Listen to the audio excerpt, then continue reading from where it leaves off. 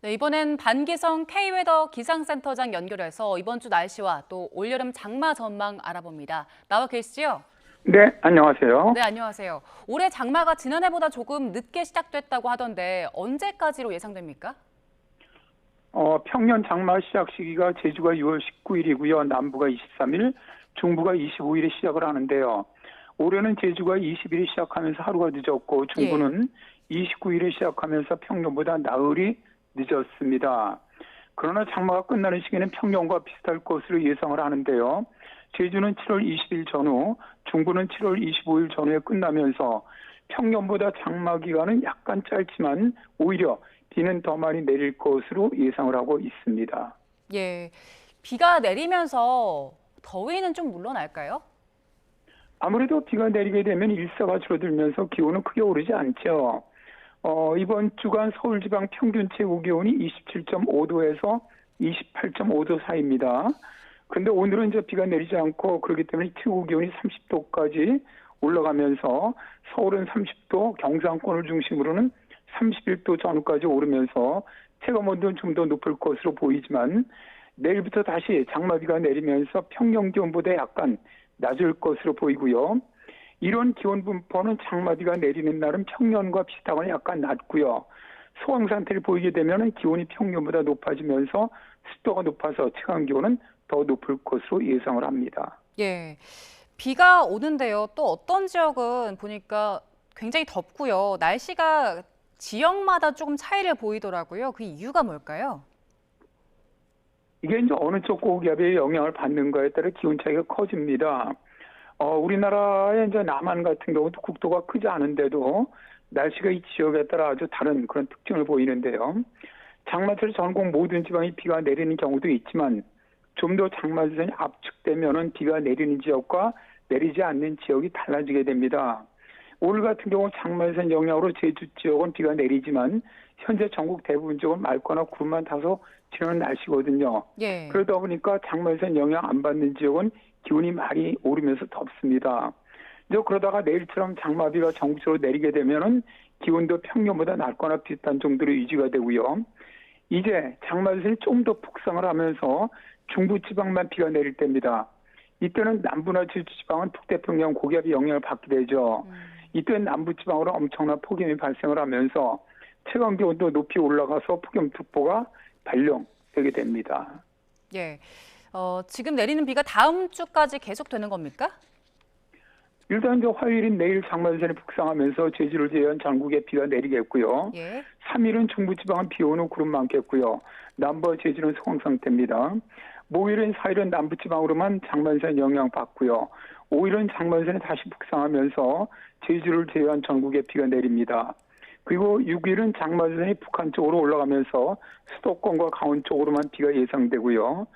일요일인 7일 그리고 다음 주 월요일인 8일은 장마전선이 중부지방으로 내려오면서 이때부터 이제 예상으로는 거의 한 10일까지 그러니까 10일 아침까지는 장마전선이 중부지방에 머무를 것으로 예상이 되고요. 10일 장마전선이 제주 남쪽 해상으로 내려가면서 일단 중부지방은 소강 상태를 보입니다. 그리고 13일 정도에 아마 다시 북상하지 않겠나 보이는데 수도권만 기준으로 하면은 장마비가 내리는 날은 2일부터 3일 오후, 5일부터 9일, 그리고 소강 상태를 보인 후 13일에 다시 비가 내릴 것으로 보입니다. 그리고 장마 기간이라고 말씀드린 것처럼 계속 비가 오는 것은 아니죠. 예. 장마전선이 계속 남북으로 오르내리기 때문에 소강 상태를 보이는 기간도 있고요.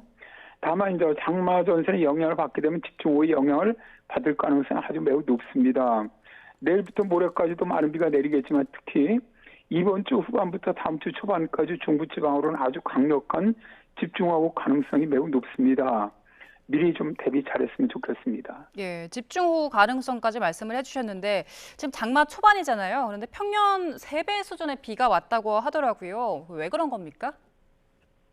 시작부터 비가 강하게 내린 곳이 많았죠. 가평군 북면은 116mm, 강원도 시야가 123mm 등 100mm 넘은 지역이 많았고요.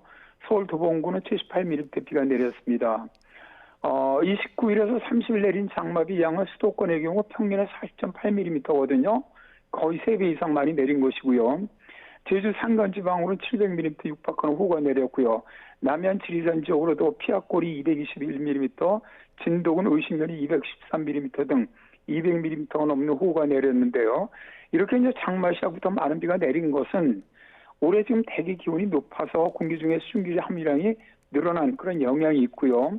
특히 제주나 남해안 쪽에 호우가 내린 것은 지형적인 영향이라고 봅니다. 남풍이 불면서 풍성측에 위치한 지역으로는 평지 지역보다 훨씬 더 많은 비가 내리는 것이죠. 예, 지형적인 이유도 있지만 날씨가 더워서 대기 기온이 높아서 평년보다는 좀 더 많은 비가 왔다는 건데 그 앞으로 남은 장마 기간 동안에도 이렇게 많은 비가 내릴까요?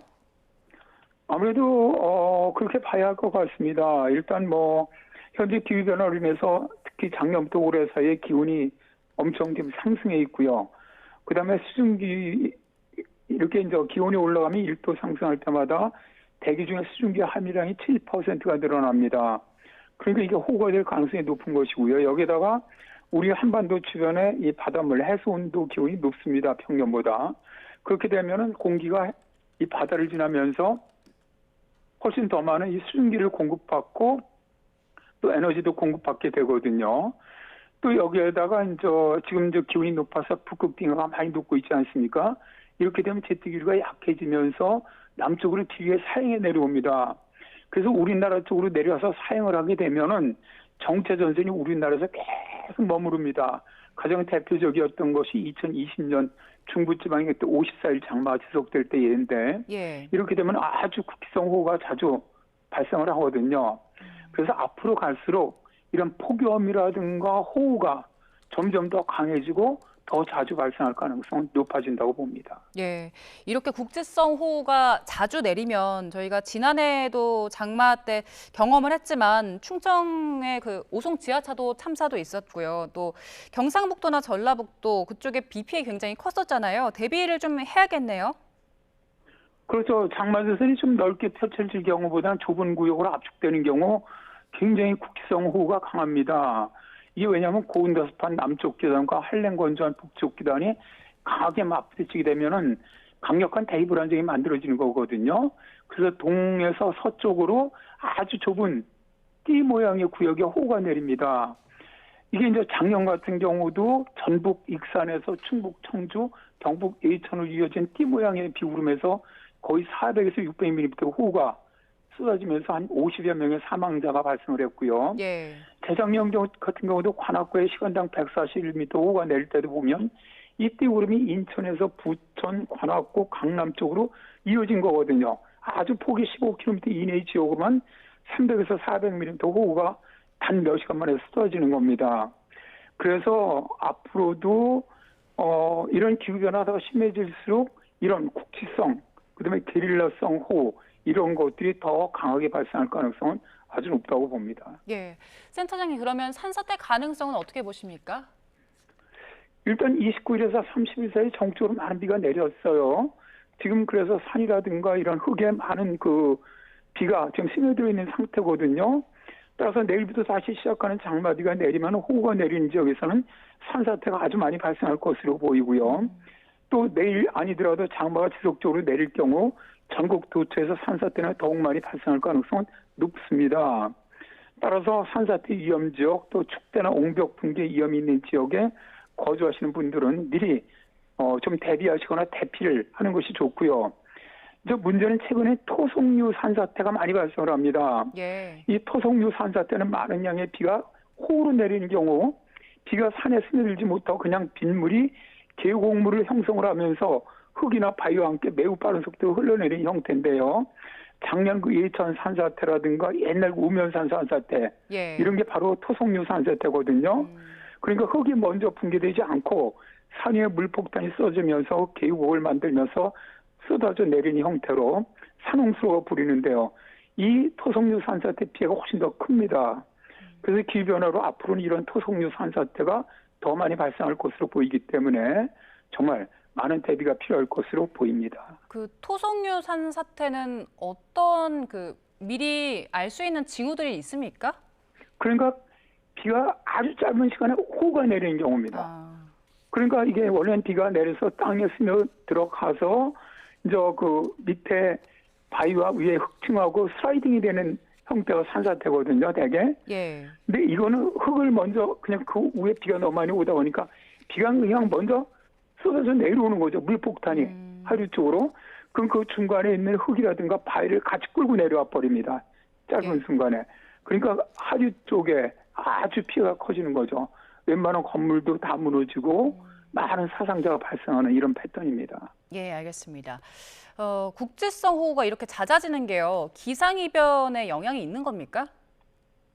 아까도 말씀을 드렸지만은 예. 이게 이제 기후 변화로 인해서 기온이 상승하고 있고 또 해수 온도가 상승하게 되면은 비 양은 늘어날 수밖에 없습니다. 왜냐하면 기온이 높을수록 대기 중에 포함하는 수증기량은 늘어나거든요. 우리가 겨울 같은 때는 똑같이 저기압이 들어와도 비의 양이 적은데 겨울에는 굉장히 늘어나는 이유가 기온이 높기 때문입니다. 근데 지금 가장 심각한 것이 기후 변화가 가장 심각한 것이 결국 기온이 계속 상승한다는 것이거든요. 근데 특히 작년서부터 올해 현재까지 전 지구 기온이 정말 지금 지구 역사상 가장 많은 기온 상승이 이루어지고 있습니다. 해수 온도도 역대 가장 높이 올라가 있거든요. 그러다 보니까 결국 올해가 더 많은 비가 내릴 것이다. 그런데 이제 우리나라 장마철 같은 경우 국지성 호우가 많기 때문에 결국 국지성 호우가 자주 발생할 가능성은 점점 더 높아질 것으로 보는 것이죠. 예, 알겠습니다. 오늘 말씀 여기까지 듣겠습니다. 반기성 K웨더 센터장 연결해서 올여름 장마 전망 알아봤습니다. 고맙습니다. 네, 감사합니다.